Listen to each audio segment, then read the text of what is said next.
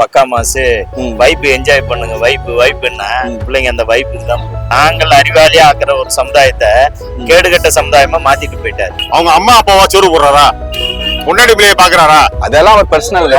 Personal எப்படிங்க? ஏங்க தாய் வந்து பார்க்காம எப்படி நாட்டு மக்களை காப்பாத்துறாரு?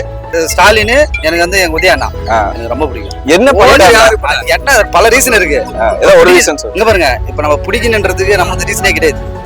அது மாதிரி எங்களை தேடி எல்லாம் வருவாங்க, எங்க கூட கூட்டணிக்கு வருவாங்க. யாருமே கூட்டணிக்கு வரல. ஏன் கூட்டணிக்கு வரல? இவர் ஓட்டு வாங்க மாட்டேன்ற கூட்டணிக்கு தான் யாருமே வரல. இதுவே வந்து இந்த ஓட்டு சதவீதம் அதிகமாயிடுச்சுன்னா எங்களை தேடி பல பேர் எங்களை படையெடுத்து வருவாங்க எங்க கூட. யார் பணத்திலயும் ₹1 நான் எடுக்க மாட்டேன். அவ்வளோத்தையும் விட்டு நான் வந்திருக்கேன். எதுக்கோசம்? மக்களுக்கோசம். அந்த ஒண்ணு நம்பிக்கை தான். எந்த அடிப்படையில ஒருத்தருக்கு ஓட்டு போடுறீங்க? அவர் இந்த தொகுதிக்கு நல்லவர் செய்வாரா இல்ல தமிழ்நாடுக்கு? அந்த மாதிரி எந்த அடிப்படையில நீங்க ஒருத்தருக்கு ஓட்டு போடுறீங்க? முதல்ல வேட்பாளர் படிச்சிருக்கணும், ஒரு டிகிரியாவது பாஸ் பண்ணியிருக்கணும். அவருக்கு வந்து அரசியல் அனுபவம் இருக்கும். சமூக ரீதியான ஒரு மாற்றத்தை உருவாக்குறது, ஒரு சமூகத்தை ஒரு தலைமை அதிக பொறுப்புல வருவது. முதல்ல சமூக சேவை ஆற்றிருக்கணும். ரெண்டாவது நல்லா படிச்சிருக்கணும், முதல்ல சமூக சேவை ஆற்றிருக்கணும். மூணாவது நாலேஜபிள் பர்சனா இருக்கும். அந்த ஒரு குறிப்பிட்ட பகுதியில என்ன தேவை இருக்கு, அந்த தேவையை அறிஞ்சவங்களா இருக்கும். அந்த தேவையை அந்த இடத்துல போய் அதை நிவர்த்தி செய்யறவங்களா இருக்கணும். அதே நேரத்துல அந்த தேவைகளை பேசணும் ஒரு வேட்பாளரா இருந்தா. இப்ப இந்த அளவுக்கு நீங்க பேசும்போது நீ யாருக்கு ஓட்டு போட்டிருப்பீன்னு தெரியுது. நீ யாருக்கு ஓட்டு போட்டீங்க? நாம் தமிழர் கட்சி தான். நாம் தமிழர் கட்சிக்கு. ஓகேண்ணா, இந்த எலெக்ஷன்ல எப்படின்னா இருக்கும் அண்ணனோட அந்த இது? வளர்ச்சி அதிகமா தான் இருக்கும். வளர்ச்சி அதிகமா இருக்கும் நம்புறீங்க? நம்ம எப்படி நம்ம லாஸ்ட் இந்த 8% வந்து அதிகமான வளர்ச்சி ஜம்ப் ஆகும். கண்டிப்பா ஜம்ப் ஆகும். இந்த விஜய் வந்திருக்காரு, ஓட்டு எல்லாம் பிரிப்பாருன்னு சொல்லி ஃபுல்லா அவர் பக்கம் போயிடுச்சு. நடிகரை நம்பி போறாங்க, நான் இல்லைன்னு சொல்லல. அவர் என்ன கொள்கை வச்சிருக்காரு அதெல்லாம் கேட்கறது கிடையாது. முதல்ல அவர் களத்துல நிக்கணும். ஒரு 30 நாள் ஒரு கேம்பெயினுக்கு இடம் கொடுக்குறாங்கன்னா, ஒரு 22 நாள் ஓய்வு எடுத்துக்கிட்டாருன்னா அவர் என்ன மாதிரியான தலைவர்னா மக்கள் தான் முடியும். இல்ல ஒரு பிம்பத்துல அவர் போறாரு வராரு, அவருக்கு தான் நான் ஓட்டு போடுவேன், இந்த ஓட்டோட லாஸ்டா இருக்கும். இந்த தேர்தல் முடிவு அதை காட்டும். அந்த தேர்தல் இதோட அவங்கள ஒட்டுருவாங்க, முடிஞ்சிடும். எனக்கு தெரிஞ்சு பிரதர் நிறைய பசங்க அவருடைய சட்டை பேண்ட் காப்புலாம் போட்டு வந்தாங்க. என்ன மேட்டர்னா, அந்த பிள்ளைகளை எஸ்ஐஆர் ஃபில் பண்ணி தரல. ஏன் இடத்துல தான் வந்தானு, வேற எங்கேயும் போக முடியாது. எல்லா இடத்துலயும் வாய் வச்சிருக்கானு அடிப்பானுங்க. சரி அண்ணனாவது கேட்போன்னு தான் வந்தானுங்க. எஸ்ஆர் ஃபில் பண்ணியாடானா இல்ல, அப்புறம் எப்படா இருக்கும்? உள்ள ரெக்கார்ட்லயும் இருக்காது, வெளியே இருக்காதுடா. அதெல்லாம் இப்ப படிச்ச பிள்ளைங்க, நீங்க எல்லாம் ஃபில் பண்ணணும். இந்த ஒரு அடிப்படை நாகரிகம் கூட நிறைய பேருக்கு இல்ல. நிறைய பேர் அறிவு கூட இல்ல. இல்ல இப்படி இருக்கிறனால மக்கள் நிறைய பேர் வந்துட்டு அதே நம்பி போறாங்க. அண்ணன் வந்துட்டு கிட்டத்தட்ட ஒரு 15 வருடமா அவ்வளவு உழைப்பு போட்டு அத்தனை இதை வந்துட்டு இத்தனை நான் நல்லது பண்ணுவேன், டாஸ்மாக ஒழிப்பேன் முதற்கொண்டு எல்லாமே சொல்றாரு. இந்த இது ஏன்னா மக்கள்கிட்ட இன்னும் போய் அந்த அளவுக்கு ஒரு பாமர மக்கள்கிட்ட போய் அந்த அளவுக்கு ஒரு ரீச் ஆகி மாட்டேங்குது. இந்த மக்களை பொறுத்தளவு, தமிழ்நாடு மக்களை பொறுத்தளவு போய் வேகமா ரீச் ஆயிடுது. ரெண்டாவது வந்து உனக்கு நல்லது செய்ய வரவனா ஏத்துக்காத ஒரு ஜனங்களா இருக்கு. எவன் கெடுதல் செய்யறானோ அவனே தான் மாறி மாறி ஏத்துடுது. ஒண்ணு பிசாசு, இன்னொன்னு சைத்தான். ரெண்டுத்திலுமே மாறி மாறி தொட்டுக்குதுங்களே தவிர வேற ஒரு மாற்றத்துக்கு அதுங்க வர மாட்டேங்குது. அதுங்க மனசு இடம் கொடுக்க மாட்டேங்குது. நல்லவர்கள் வரும்போது கொஞ்சம் காலம் எடுக்கும். அத்தியாவசியம் 15 ஆண்டுகள் கடந்திருக்கிறாருன்றீங்க, இந்த ஒரு 5 ஆண்டுகள் சேர்த்துங்க. அடுத்த ஆண்டுகள் கொஞ்சம் வீரியமா இருக்கும். இன்னும் அதிக ஆண்டே ஓட்டு அதிகம். இது வரைக்கும் அண்ணன் வந்துட்டு அதிகப்பட்டுதான் போயிட்டே இருக்கு தவிர அவருக்கு வந்துட்டு அது இந்தியாலே அது ஒரே கட்சி இது மாதிரி போயிட்டு இருக்கு. அது கூட்டணி வைக்காம தனி கட்சி ஒண்ணு வந்துட்டு அங்கீகாரம் பெற்றதும் அண்ணனோட கட்சி தான். இந்த மாதிரி இருக்கும்போது இன்னும் மக்கள், நம்ம தமிழக மக்களுக்கு அந்த அளவுக்கு அறிவு அந்த இல்ல. அதுக்காக தான் வந்தோம். நடுவுல விஜய் வந்து எல்லாருமே பைத்தியக்காரன் ஆகிட்டாரு. அதுதான் பிரச்சனை ஆச்சு, வேற ஒண்ணும் கிடையாது. இல்ல அது இன்னும் அவங்களோட பைத்தியகாரத்தை அவர் நல்லா பயன்படுத்திக்கிறாரு. இல்ல ஆமா, உண்மை இல்ல. இப்ப என்ன, நாங்க ஒரு தெளிவு பெறோம். ஒரு இளைஞர் கூட்டம் இருக்கு, படிங்க, இந்த இடத்துல இந்த பொருளாதாரம் இருக்கு, இதை படிங்க. அமெரிக்கா அடியாளர் ஒப்புதல் வாக்குமூலம் இருக்கு, அதை படி.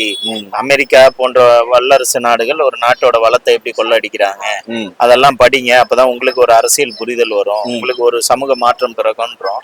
இதுல நடுவுல வந்துட்டு நம்ம பக்கா மாசு வைப்பு என்ஜாய் பண்ணுங்க, வைப்புன்னா பிள்ளைங்க அந்த வைப்புக்கு தான் போகும். அதுதான் இப்ப பிரச்சனை. நாங்கள் அறிவாளியா ஆக்குற ஒரு சமுதாயத்தை கேடுகட்ட சமுதாயமா மாத்திட்டு போயிட்டாரு. 5வது ஓட்டு சார். 5வது ஓட்டு எனக்கு. நான் 5வது ஓட்டு 2 ஓட்டு அம்மாவுக்கு போட்டேன். அம்மாவுக்கு ஓகே. நான் எம்ஜிஆர் ஓட்டு போட்டது இல்ல. அதுக்கு முன்னாடி எம்ஜிஆர் ஓட்டு போட்டதுல எனக்கு அந்த நேரத்துல 2 ஓட்டுமே அம்மாவுக்கு போட்டேன். அடுத்து வரக்கூடிய 3 ஓட்டுமே சட்டமன்ற தேர்தல சொல்றேன். சட்டமன்றத்துல அடுத்து வர போட்ட ஓட்டு எல்லாமே இதுதான் போட்டேன். அது அம்மையார் இருக்க வரைக்கும் 3 ஓட்டு சொல்லுங்க. சரி 3 ஓட்டு போட்டேன். அம்மையாருக்கு போட்டேன். அம்மா அவங்க இறந்ததுக்கு அப்புறம் இவங்களுக்கு போட்டுருக்கீங்க. மாத்தி போட்டேன் சார். 2 ஓட்டு மாத்தி என்ன இவங்க வந்து ஏதாவது இப்ப இந்த ஆட்சியில நல்லது பண்ணுவாங்க இருக்கா நம்பி போட்டீங்களா? நல்லதா பண்ணிட்டு இருக்காங்க, நல்லதா பண்றாங்க. ஏன்னா இப்ப விஜய் வந்துட்டு உள்ள அவங்கள தீய சக்தி அந்த ரேஞ்சில வந்துட்டு இது பண்றாரு ஸ்டாலின். விஜய் வந்து ஒரு கவுன்சிலர் மக்களை வந்து எல்லாம் பண்ணணும். உள்ள ஒரு எம்எல்ஏ பண்ணிருக்கணும், இல்ல ஒரு மந்திரியா நின்று பண்ணிருக்கணும். எதுவுமே இல்லாம வந்துகிட்டு சிஎம்மா இருந்துட்டு கூட பண்ணலாம். எப்படி சிஎம்மா எப்படி பண்ணுவாரு அவரு? என்ன அறிகுறி இருக்கு? என்ன தகுதி இருக்கு? என்ன தகுதி இருக்கு? அவங்க அம்மா அப்பாவா சோறு போடுறாரா? பொன்னாடி பிள்ளைய பாக்குறாரா? அதெல்லாம் ஒரு பர்சனல். பர்சனல் எப்படிங்க? ஏங்க தாய் இருந்ததை பார்க்காம எப்படி நாட்டு மக்களை காப்பாத்துறாரு? அவங்க அப்பா அம்மா வந்துட்டு அது வந்துட்டு அவருக்குள்ள ஏதோ ஒரு முரண்பாடுகள் இருக்கலாம் அவங்க அப்பா அம்மா கூட. சரி பொன்னாடி பிள்ளைய சோறு போடல அவரு? பொண்டாட்டி அதெல்லாம் அவர் சொல்ல அப்படியே வரலையானா? பொண்டாட்டியோட விவாகரத்துக்கான இதுதான் சோறு போடாத சொல்லிட்டாங்க. பொன்னாடி பிள்ளைய சோறு போடல, பொன்னாடி பிள்ளைய பார்க்க முடியல அவரால. சொல்லுங்க பார்க்க முடியல. அவங்க 2021 வந்துருச்சு. 5 வருஷத்துக்கு முன்னாடியே வரேன். ஒரே ஒரு ரீசன் வந்துன்னா இது எல்லாம் விட்டு ஆகிறதுக்கு எல்லாரும் வந்து ஒரு பெரிய மனப்பாடம் இருக்கும். யாரும் இப்ப இந்த ரேஞ்சில் நீங்க இருக்கீங்கன்னா உங்களோட கெப்பாசிட்டி இல்லாம கீழே இருக்கும்போது உங்களோட ரேஞ்ச் ஒண்ணு இருக்கு. அந்த ஒரு காரணம் விஜய் அண்ணன். ஆனா வந்து நல்லா செய்வார்னு ஒரு நம்பிக்கை, அவ்வளவுதான். நல்ல செய்வார், மக்களை எல்லாம் நம்புறாங்க. கண்டிப்பா இந்த ஆட்சி அமைப்பாருன்னு நினைக்கிறீங்களா? ஆனா ஆட்சி அமைக்கலாம் ஆப்போசிட்ல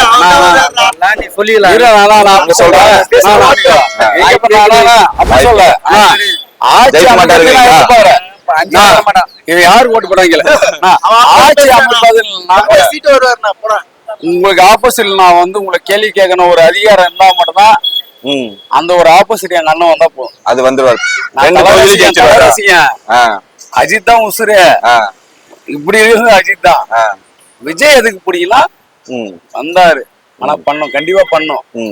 அந்த ஒரு காரணம் தான். பண்ணலைன்னா மாத்திருவீங்க? அப்படி எல்லாம் மாத்தலாம் மாட்டேன். வாய்ப்பு கொடுத்து அவர் மழை சரியா இல்லாம இவை. ஏன்னா இப்ப இன்னும் இவரு பொண்ணு புதுசா எதுவுமே கொண்டு வரலையா?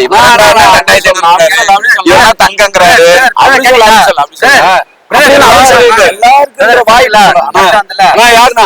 உதயநிதி எங்க வந்தாரு?